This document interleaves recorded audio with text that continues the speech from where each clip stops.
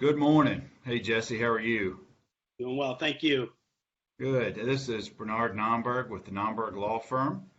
We are back for another Tuesday Nomberg Law Live talk. Today we're stepping away from the law a little bit and we're talking to my good friend Jesse Churchward with Next College Student Athlete. Hey, Jesse, good morning. Good morning. Thanks for having me. Jesse, where are you this morning? We are out of Chicago, Illinois. And is that the home of Next College Student Athlete? This is our home office. Yeah, we do have one recently opened up in Las Vegas, but based out of Chicago, Illinois, correct. Well, that's awesome, and we're gonna get to all your information in just a minute. Thank you for those of you who are gonna watch us live, or those who are gonna chime in with us and catch us at a later broadcast. We are talking this morning about lacrosse, the growth of the game. Jesse is the head recruiting coordinator for NCSA, and I'm going to let Jesse. I want you to give us a little bit of your background and tell us what you do. Awesome. Thanks. Yeah. Originally from Ann Arbor, Michigan. I was a three-sport high school athlete, played football, hockey, and lacrosse. Junior year, I cut that down to just football and lacrosse. Those were the two sports that I was being recruited for. I did end up choosing lacrosse for my collegiate path. Went off to a Division I school, Towson University in Baltimore. Had a great career out there. I ended up leaving a captain. We won our conference 3 years in a row. Went to the Ncaa tournament 3 years in a row, and lost my sophomore year to Hopkins to go to the Final Four. So pretty good career out there. After I was done collegiately, I went overseas to London, England, where I played and coached internationally for a little bit over a year. And then the last 5 summers, I've been a U15 head coach and defensive coordinator on the club side here in the Chicagoland area. Oh, excellent, excellent. And how long have you been with NCSA? And currently at my role here at NCSA, 7 years. So remember going through it as a high school athlete, and I'll go through it now, obviously on a day-to-day basis, helping those athletes through this process. Excellent, excellent.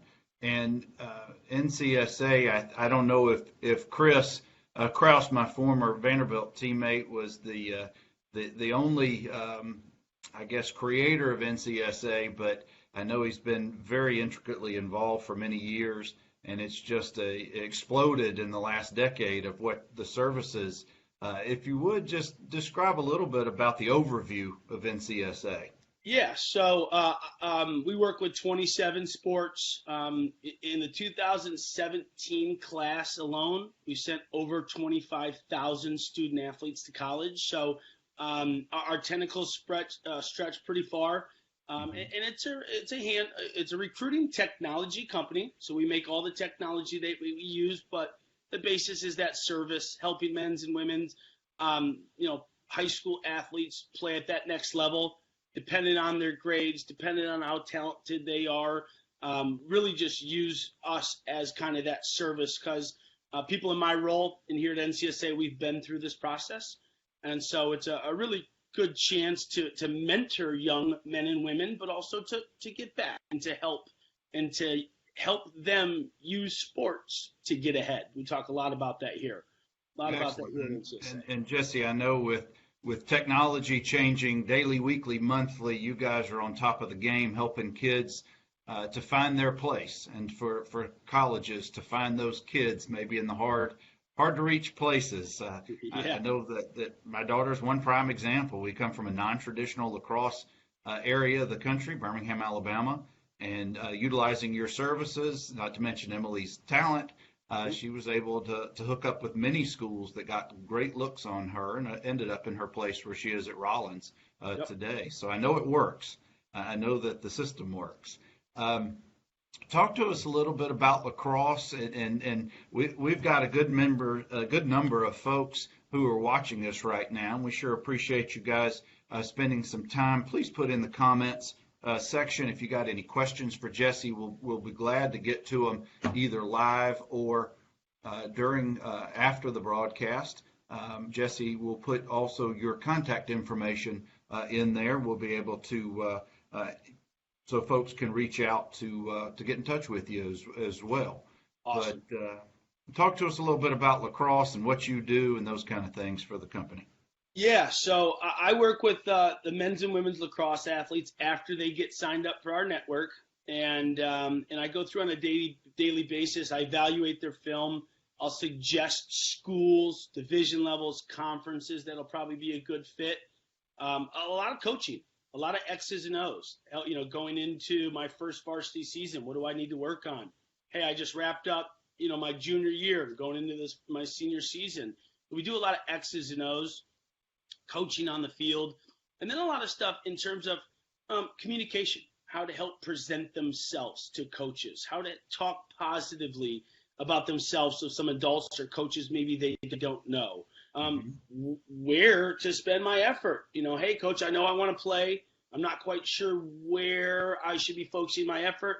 So some of that non-bias guidance is really important, especially for some guys and gals, down where you guys are. Hey, I want to play at the next level. There's a big variety, whether it's from Division I all the way down to club.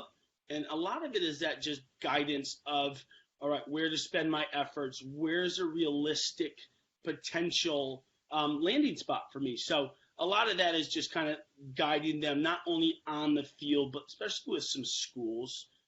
Searching for colleges, there's a lot of different avenues to go, even if you're not playing sports. Then you add in getting recruited. It just adds a different wrinkle or a layer, and it makes it more challenging. Makes it more challenging because there are a lot of different options. Right? Sure.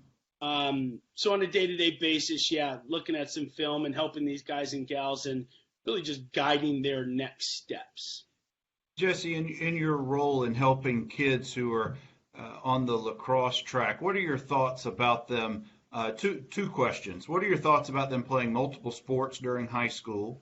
And secondly, what are your thoughts about resting during or in between seasons? Because I know those are both very important topics. Yeah, great question. I'm a firm believer of playing multiple sports. Now, you don't want to just go play another sport just to sit on the bench or, just to say, hey, I played another sport. But I truly believe in the game of lacrosse, good athletes will prevail. You can always work on technical skills. You can always work on your, field IQ. But being a good athlete is very important to the game. And being a well-rounded athlete is important. I think playing other sports does help that. Now, you do need to put in extra work, okay? When, Johnny or Jenny is going home from her one practice and you got to pick up another stick or another helmet or whatever that is, it is challenging. So you do have to be willing to put in extra work. Now, the rest question, that is, I think, a very good topic because we want to be active, but we don't want to be burnt out, okay? Some athletes, it will take a lot more for them to get burnt out. Some athletes can just go on, and that's okay. But I do think that getting enough rest is important mentally, physically, so when you're doing it, you're all in it, and you're full go. And that's eventually why, after my sophomore year, I stopped my winter sport, focused on my fall in spring, and I think that break in between was probably pretty nice for me. Yeah, I know that I've heard many sports medicine doctors, therapists, trainers talk about the overuse injuries that occur. Yep. In between my 9th and 10th grade football and baseball seasons, I played basketball, and it's not very memorable, but what was memorable were the football and baseball coaches sitting down with me and politely telling me that I probably needed to rest between those seasons. And I think that was their gentle way of saying my basketball career was over, and which was fine with me. But I do want to give a shout out. We've got Chris Vincent, who's got a question for you, Jesse. Hey, Coach Jesse, how early does recruiting start? For the game of lacrosse, they start to identify players usually during their freshman year. Now, there have been some new rule changes to slow that communication. But I think when you hear the word recruiting, obviously, we can start thinking about recruiting as a freshman in high school. But more or less, it's, hey, what do I need to do to keep developing So by the time that I am able to get recruited, right, I'm ready mentally and physically. So I'd say if we're trying to play college sports, summer of 8th grade going into high school, I'd really start to take a look at it, whether it's, getting more serious about it, whether it's, picking a specific sport, maybe it's getting some help from, some organization or company like ourselves. So I think that in terms of a timeline, I know, in the big time sport, big time football, big time basketball, they're noticing kids in middle school. Mm-hmm. But that's once off. Those are those phenom type athletes. Sure. So I'd say, going into high school, it really starts ramping up. Okay. I want to shout out to Coach LeBrian Stewart for watching us. Hey, Coach, hope you're doing well. And my mom, Ruth. We got another question for you, Jesse. A fella in Texas, Fred Ryman. And Fred, I hope I'm pronouncing your name correctly. His son is a starting goalie and captain of his high school team in Texas. He's a sophomore, very interested in playing at the next level. AB student, advanced courses. How do I get him pointed and on the right path? I think it's just talking to him a little bit about, all right, let's look at some schools that we would like to go to. All right, they're going to have some lacrosse-specific schools, some academic-only schools, and then some with the combination. That's where I would start. At the end of the day, lacrosse could be a great, experience for the next couple years of his life, but what he does with his degree in his college, it really matters and kicks it to the working world. But I would say getting a list of schools, and also I would say define success for your boy. And that's hard. But do I want to start as a freshman? Do I want to go somewhere where I can try to be an All-American? Do I want to play at the highest level possible? And I don't care if I don't play for the first couple years. Yeah. Maybe I want to go to a school with great chemistry and a big football, basketball team and have a competitive club. Okay, I know that's hard to answer for a lot of teenagers, but talking to him and saying, all right, what does success look like to you? All right, because there are multiple different levels of lacrosse in many ways to get involved. But that's probably the first conversation I would have. List of schools. Ideally, what does your next 4 to 5 years look like, and kind of start picking his brain that way. I think that's outstanding advice, Jesse. And I think what also comes with that is through those discussions, maybe you've seen this on your side of this, maybe with those discussions with the student athlete themselves, is their heart in it? Is their head in it? Do they really want to play on the NCAA level or the club level or intramurals? Or maybe they're just done when their senior season concludes. And I know that can be an evolving process, but I know that's a very important factor, not only on your side, but more importantly for the parents before they even contact you or start going through the process. Yeah. It is important to think about, because obviously teenagers sometimes live by the week, and their mind might change frequently, as you probably well know. Yeah. Saying we want to play college sports is one thing, and then kind of going through and, putting in the work. Obviously, talent is a huge driving factor. There's a lot of guys and gals who are talented enough that say, maybe I just want to go be a regular student, or maybe let me find that competition level that is driven enough for me but gives me enough school, work, life balance type. So a lot of different avenues out there. It's got to come from here, and it's got to come from here. They could be the next greatest thing, but if they just want to major in playing Fortnite in college, maybe that's they change their path. But Jesse, there's been a lot of talk I've read online, magazines. I've heard other commentators talk about the growth of the game, particularly down south. So let's talk about that a little bit. Yeah, one of the fastest growing, if not the fastest growing region in the country. Besides the West Coast, I would say down south is, from a high school, college, and a pro rank. And we'll kind of talk about the different levels there. More and more high school varsity teams are offering lacrosse. Mm-hmm. Okay, and it doesn't have to be a varsity sport for the high school, but I think that helps. It helps participation numbers. The school's going to sponsor you. All right, it helps with field space. So I think that the more and more the high schools are taking that on as a varsity sport is obviously helping out. That's huge. Okay.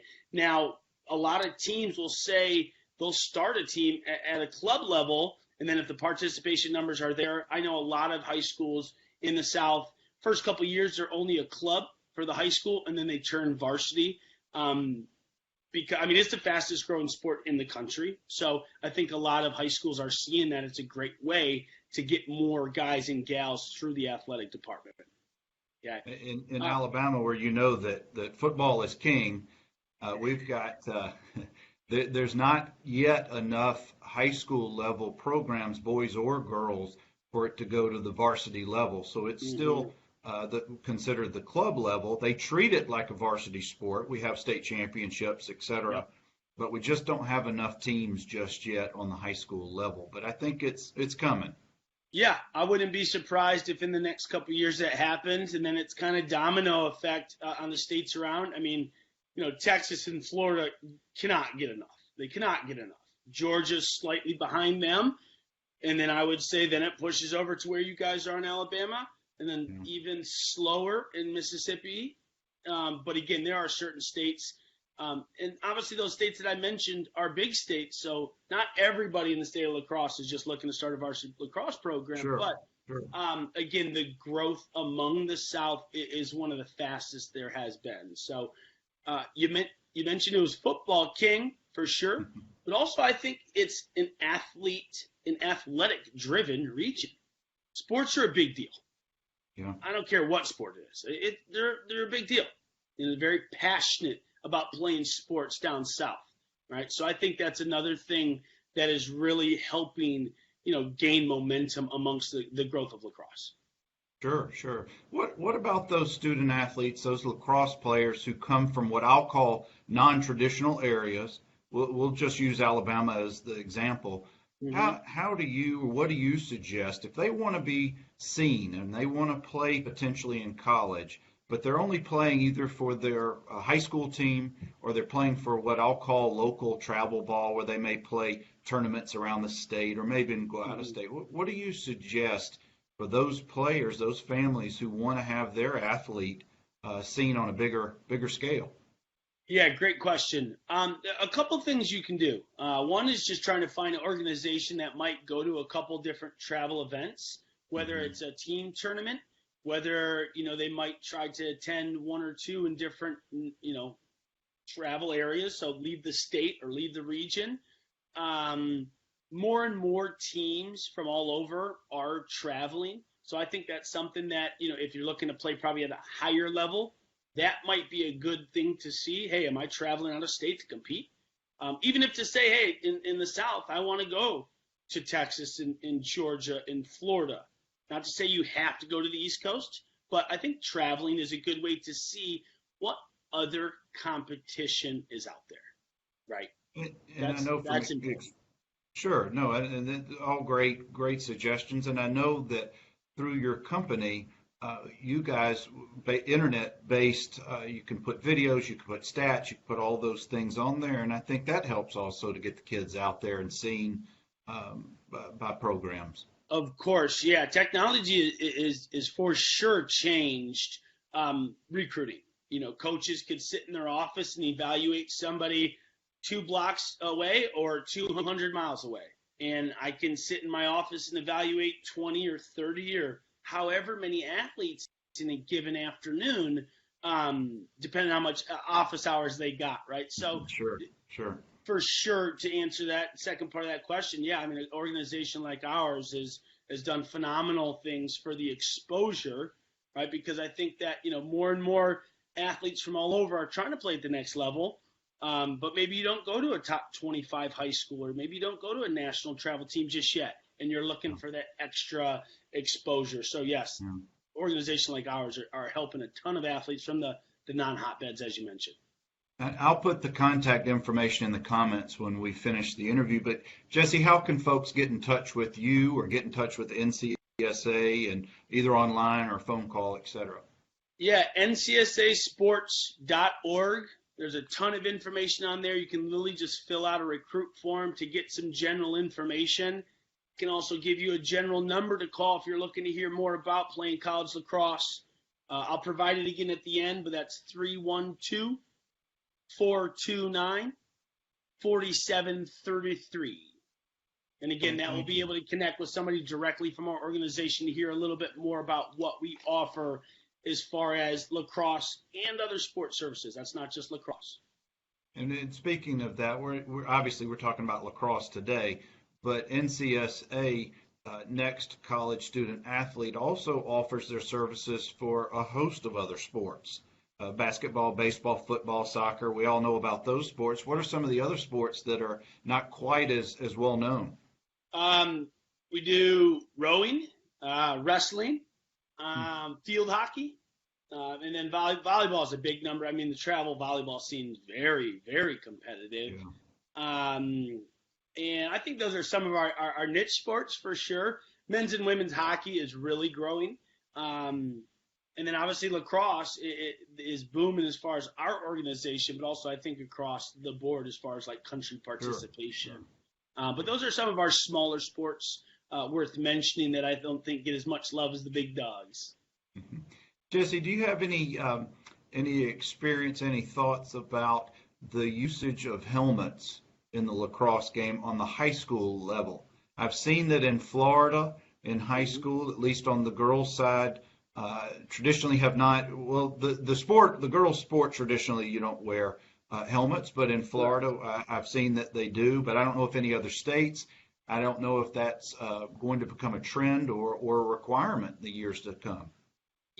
Yeah, I wouldn't be surprised if it did, to be honest. From a safety standpoint, there are so many concussions in women's lacrosse, whether it's from the follow through from the shot, whether it's a ball randomly hitting a young lady. They did wear those protective goggles, but other than the eyewear and the side of your temple, I mean, I don't think it's going to stop much of that ball from hitting you.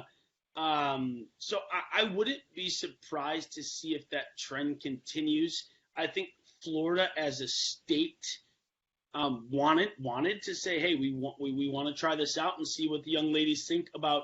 I know some of them from just getting used to it standpoint, it's a little bit annoying. But again, from a safety standpoint and trying to lower those concussion numbers, again, I wouldn't be surprised if we see more of it. Now it's not required on the collegiate level for women, is it? No, it is not yet. No. But when they made the goggles, it went from some women wore them to the next season it was mandatory. So I don't know if we're quite there yet, to be honest. But definitely something I'm kind of looking for, keeping an ear out to see, because I think once it does, it's kind of that on and off switch. Once they make the rule, it's there. So I think they're kind of using some of those girls as a test pilot, see what they're liking. They might need to go back to the manufacturers and say, hey, we need to tweak this. We need to work with the weight or however, because once they do want to introduce it, it will be across the board if it's going to be a rule. Sure. Let's talk for a minute or two about some of the new rule changes on the NCAA level. I know there's a new shot clock. There's a much less stoppage of play and those kind of things. Why don't you hit some of the highlights of that? Yeah, no, I think they're implementing that 60-second shot clock on the women's side. And I think that is something that is really going to push the general interest in the women's game, because that was something that, not only from my personal standpoint, that I would say is a critique against them, but it was also a strategic part of the women's game. If you got up 3-4 goals, and you're playing for a championship, or you're playing for well, of course you're going to hold on to the ball. That style of play everybody doesn't like, but again, from the strategic standpoint, those coaches are like, well, of course we're going to do it. So the new rule, I think, is going to push a lot more of that, and we see it in the guys' game, is that transition. Quick, up and down, after a shot or after a face-off or draw win or whatever. So I think those big-time athletes that are midfield that could play both ways, I think those trends are going to continue in the women's game. I really do. I'm excited, to be honest. I really am. The college coaches that I've talked to, it's also impacted some of their recruiting, saying, hey, we, maybe in less focus on those unbelievable stick skills. Obviously, we still need those, but I'm looking for those big-time athletes, though, right? So I've personally seen it. So, yeah, the games that I've seen thus far, and I know it's early in the season, speed kills. Poof. When you clear it and on the ride, the quicker the transition to the offensive side of the game, it's letting them set up their offenses. And I think scoring may be up a little bit as a result. But the excitement on the defense, when they've held them for that 90 seconds during the shot clock time period, and they get that turnover, that just energizes that whole defense. Yeah, and to be honest, I kind of like it too. The sticks are getting so narrow that it is so hard to physically take the ball. And the women's rules are a lot more limiting, obviously, than the guys' rules. But, they're so athletic. The sticks are so narrow. I think the rules favor offense a little bit because it's a high-paced, high-scoring game. So as a kind of a defender, I can say I like it. But, I think you're right. A big stop energizes a team. And I like to see more back and forth. So personally, I think it's great for the game. Jesse, we've got a couple other folks coming in. They're watching us. I want to give them a little shout out. We've got a question or two to send to you. Smith Garlow's watching, or Garlow Smith, JJ Bisnar. Thank you guys for watching. We've got a question from Vinny Rico. Let's see. Son's been playing football since, Pee Wee level, starting quarterback for the B team. And he's always been told he's pretty good by his coaches and parents. He wants to play on the college, plus dreams of hopefully playing in the NFL.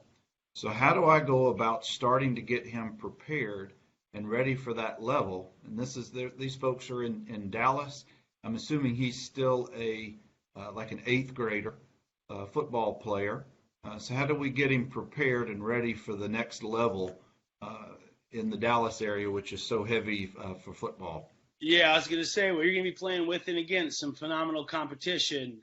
So I would say, it is a long, long journey, but if we could break it down into small incremental periods throughout that journey, because it can be a daunting task to say, well, I want to play in college. It's like, well, wow, where do I start? Just like this question. So breaking it down to say, okay, first year or first season in high school, when you start off well academically, we need to see where he is athletically, and then just kind of say, okay, hey, here's some, either some skills to work on. In football, your body frame is going to be so influential in the recruiting aspect. It just is what it is.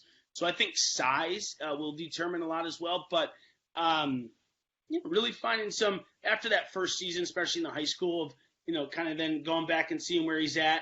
All right, what do we need to work on? Where do we think some reach schools are? Let's get some middle of the pack schools, and then even some backup plan schools after that first year, and then kind of those list of schools will change as well. But and I think giving some non-biased feedback and some guidance. So maybe get a skill evaluation from one of his coaches would be a good idea. Maybe going and look at some summer camp stuff would be a good idea. A couple different angles, maybe getting us that initial evaluation, I think it'd be a really good idea to start. And really, Jesse, that would apply to really any child who wants to play sports in college, any sport. Any sport. I was just going to say, any sport too. Yep. Mm-hmm. Well, again, Jesse, give us some contact information for you and for NCSA. Yeah, ncsasports.org. Ton of information on there about general recruiting. And then also a main line to connect with us at any time is 312-429-4733. We're getting close to the end of the interview, and Jesse, I really appreciate you sharing some time with us, sharing your expertise with us. I do want to, before we close up, I do want you to share a little bit about the continued growth of the game, some thoughts about lacrosse, why it's such a rising popular sport today. Of course. I actually saw a quote that I loved, and this is probably why I initially fell in love with the game. The men's lacrosse game has taken off because it combines the hitting of football, the speed and precision of basketball, and the endurance of soccer. So I thought that was a pretty cool thing. You don't have to have one body type to play lacrosse. Right? A lot of the guys that play those multiple sports find something that they can, really relate to. Me playing football and hockey, both physical sports, I literally thought it was hockey in the air. Like, okay, great. So, and then you got the soccer guys and the basketball guys that I know that will find parts of the game that are just very natural. Okay. Now, the growth of the game also, it's not just at the high school level. College games growing. The Ncaa is growing, not as fast as people would like, but at the Division II and Division I ranks, there have been new teams throughout the country, a couple down in your area. Me and you, actually, funny enough, we just discussed, Jacksonville's men's program dropping a heartbreaker to the number 4 team in the country. If you would have asked people, a year or two ago, hey, would Jacksonville compete at that level? I think people might have been hopeful, but I don't know if they would have thought that. So Coach Galloway's got a great thing going. That's just one mention of a program. There's another couple of them really growing down there. Jesse, I know you're a Michigan guy. How hard were you rooting for Jacksonville? Oh, I was. I'm not going to lie. But we got – funny enough, I cheer for my guys and gals. So, I'll bite my lip and cheer for Ohio State if I got some guys going there. But, so I try to follow the guys that I've placed, and Jacksonville's got a fair amount of them. So I was cheering for them. But, again, just the excitement of that game, I think probably has a lot of people saying there's some colleges that are getting ready to make that next spring. First step, we just want to be competitive. Next step, we go in expecting to win. Right? So I like that. It's not just about fielding the team. That college level, they want to compete.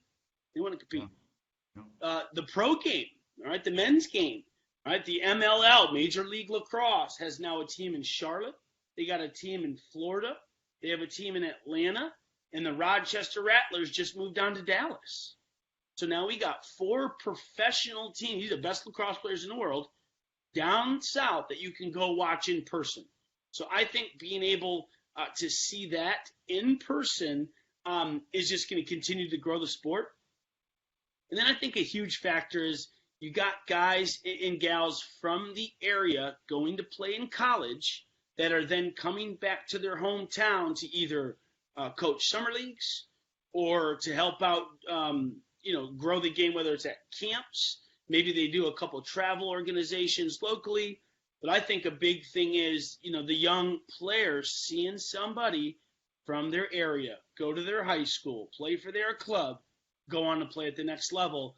And it's motivating and to say, hey, I can do this, So I think that is a huge, huge thing for the area because it's kind of that trickle-down effect. Especially with the guys and gals coming home, because that's how I got a lot of my great exposure in coaching. A couple guys that were a year or two above me went off and played in college, and they came back and said, hey, yes, you can. Keep doing it. So it was very motivating, but also it made me think, hey, I can do this. I can be the next in line.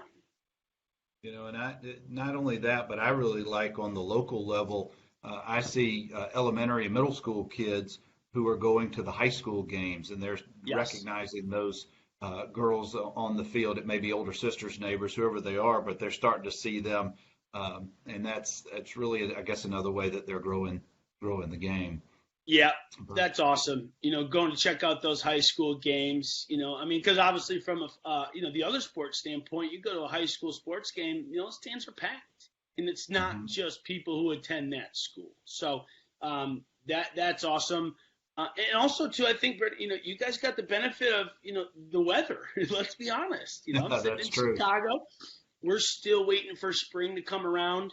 It's a hard sport to play in the gym. So you guys have great weather, field space, a lot of athletes. So I think there's a lot of different factors that have really contributed to the growth down south, for sure. Yeah, I don't think we have much box lacrosse down south at this point.